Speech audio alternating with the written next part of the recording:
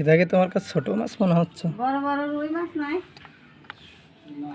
আমার কাছে শোল মাছটা সেটা ভালো লাগে। শোল মাছ ঘৃণা করি খায় না।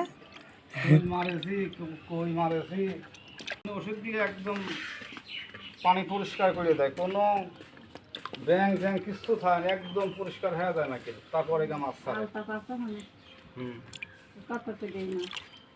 তা জানিনি, রিয়াজ নামা নিলে মনে হয় 8-10 কেজি, একজন নিলি 9 কেজি, আমার দিলি 3 কেজি। আমি বললাম যা 1 কেজি তাহলে দিয়ে 3 কেজি। কেরা কেজি?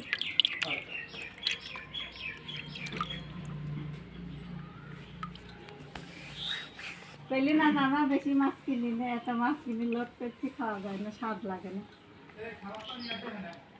টেবিলের পর দাও সব। কয়টা মাছ?